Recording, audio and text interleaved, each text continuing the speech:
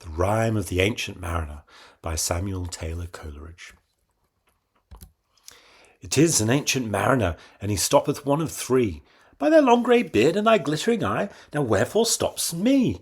The bridegroom's doors are open wide, and I am next of kin. The guests are met, the feast is set, mayst hear the merry din. He holds him with his skinny hand. Quoth he, there was a ship. Now get thee hence, thou grey-beard loon, or my staff will make thee skip. He holds him with his glittering eye. The wedding guest stood still, and listens like a 3 years' child. The mariner hath his will. The ship was cheered, the harbour cleared, merrily did we drop, below the kirk, below the hill, below the lighthouse top. The sun came up upon the left, out of the sea came he, and he shone bright, and on the right went down into the sea. And now there came both mist and snow, and it grew wondrous cold. An ice mast high came floating by, as green as emerald. The ice was here, the ice was there, the ice was all around. It cracked and growled and roared and howled, a wild and ceaseless sound. At length did come an albatross, through the fog it came, as if it had been a Christian soul, we hailed it in God's name. The mariners gave it biscuit worms, and round it flew. The ice did split with a thunder fit, the helmsman steered us through. And a good south wind sprung up behind, the albatross did follow, and every day for food or play came to the mariner's hollow. God save the ancient mariner from the fiends that plague thee thus. Why look'st thou so? With my crossbow I shot the albatross. The sun now rose up on the right, out of the sea came he, still hid in mist, and on the left went down into the sea. And the good south wind still blew behind, but no sweet bird did follow, nor any day for food or play came to the mariner's hollow. And I had done a hellish thing, and it would work 'em woe, for all averred I'd killed the bird that made the breeze to blow. The breezes blew, the white foam flew, the furrow followed free. We were the first that ever burst into that silent sea. Down dropped the breeze, the sails dropped down, 'twas sad as sad could be, and we did speak only to break the silence of the sea. Day after day, we stuck nor breath nor motion, as idle as a painted ship upon a painted ocean. Water, water everywhere, and all the boards did shrink. Water, water everywhere, not any drop to drink. The very deeps did rot, O Christ, that this should ever be. Yea, slimy things did crawl with legs upon the slimy sea. About in reel and rout, the death fires danced at night. The water like a witch's oils burnt green and blue and white. And every tongue through utter drought was withered at the root, and we could speak no more than if we had been choked with soot. Ah, well a day, what evil looks had I from old and young, instead of the cross, the albatross, about my neck was hung. So passed a weary time, each throat was parched and glazed each eye, when looking westward I beheld a something in the sky. With throat unslacked, with black lips baked, we could not laugh nor wail, till I bit my arm and sucked the blood, and cried, "A sail, a sail!"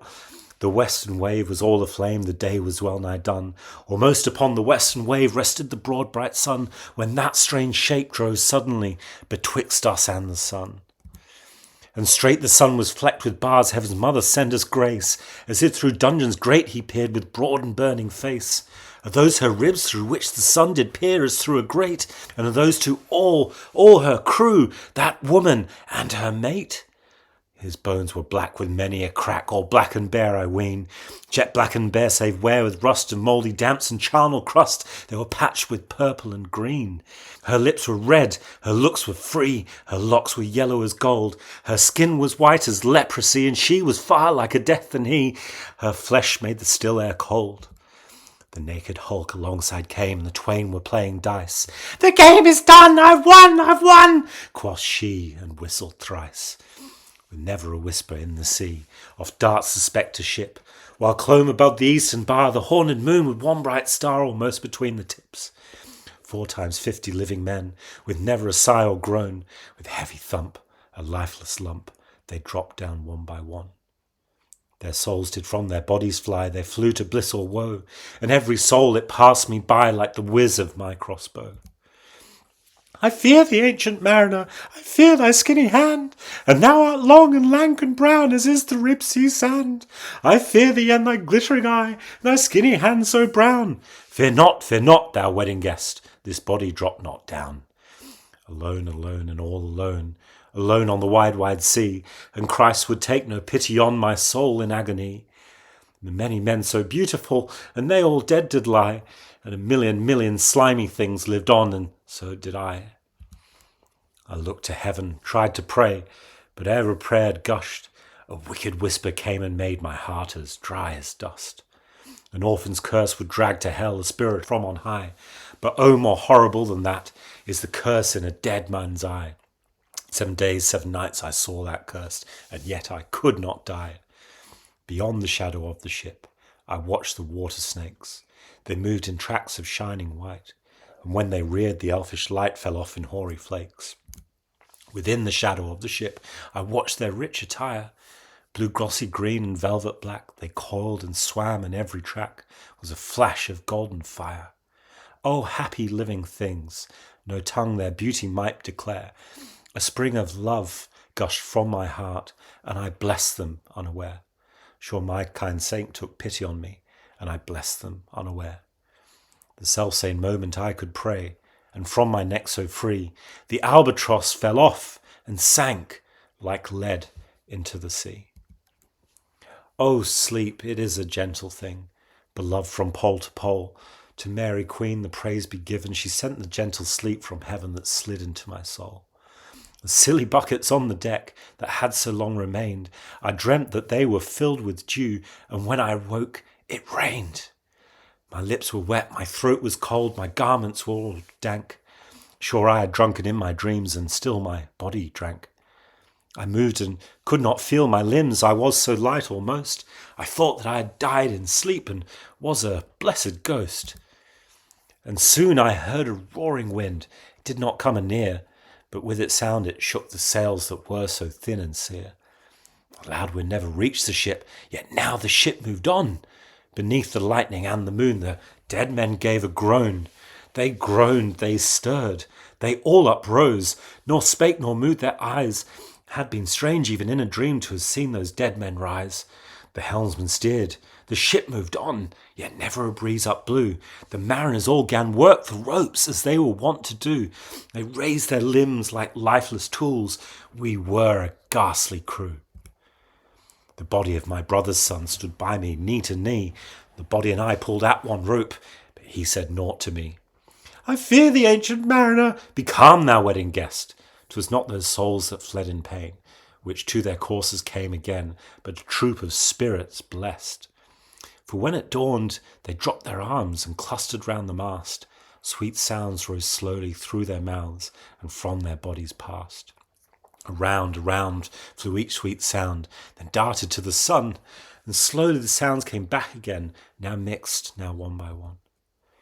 Till noon we silently sailed on, yet never a breeze did breathe.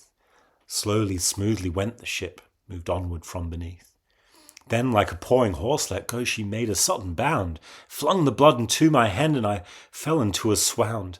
How long in that same fit I lay, I have not to declare, but ere my living life returned, I heard, and in my soul discerned, 2 voices in the air. Is't he, quoth one, is this the man, by him who died on cross? With his cruel bow he lay full low, the harmless albatross. The spirit who bideth by himself in the land of mist and snow, he loved the bird that loved the man who shot him with his bow. The other was a softer voice, as soft as honeydew. Quoth he, the man hath penance done, and penance more will do. I woke, and we were sailing on as in a gentle weather. 'Twas night, calm night, the moon was high, the dead men stood together. All stood together on the deck for a charnel dungeon fitter, all fixed on me their stony eyes, that in the moon did glitter. The pang, the curse which they died, has never passed away. I could not draw my eyes from theirs, nor turn them up to pray.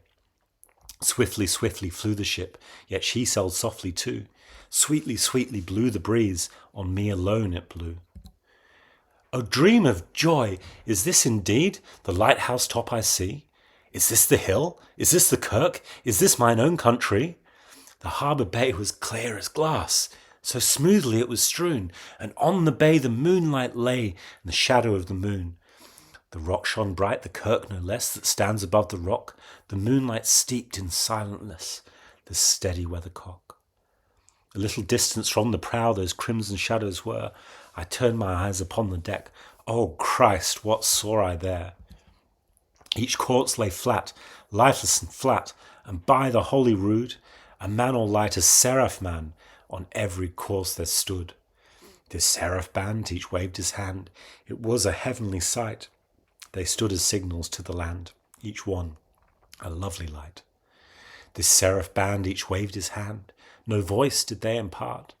No voice, but oh, the silence sank like music on my heart. But soon I heard the dash of oars, I heard the pilots cheer. My head was turned perforce away, and I saw a boat appear. The pilot and the pilot's boy, I heard them coming fast. Dear Lord in heaven, it was a joy the dead man could not blast. I saw a third, I heard his voice. It is the hermit, good. He singeth loud his godly hymns that he makes in the wood. He'll shrieve my soul, he'll wash away the albatross's blood. This hermit good lives in that wood which slopes down to the sea. He loves to talk with mariners that come from a far country. And now all in mine own country I stood on the firm land. The hermit stepped forth from the boat, and scarcely he could stand. Oh, shrieve me, holy man! The hermit crossed his brow. Say quick, quoth he, I bid thee say, what manner man art thou? Forthwith this frame of mine was wrenched with woeful agony, which forced me to begin my tale, and then it's left me free. Since then, at an uncertain hour, that agency returns, until my ghastly tale is told, this heart within me burns. I pass like night from land to land. I have strange powers of speech. The moment that his face I see, I know the man that must hear me, to him my tale I teach. O wedding guest, this soul has been alone on a wide, wide sea. So lonely 'twas that God himself scarce seemed there to be. O sweeter than the marriage feast, 'tis sweeter far to me, to walk together to the kirk with a goodly company. Farewell, farewell, but this I tell to thee, thou wedding guest, he prayeth well who loveth well, both man and bird and beast. He prayeth best who loveth best all things both great and small, for the dear God who loveth us, he made and loveth all. The mariner, whose eye is bright, whose beard is aged with hoar, is gone, and now the wedding guest turned from the bridegroom's door. He went like one who hath been stunned, and is a sense forlorn, a sadder and a wiser man. He rose the morrow morn.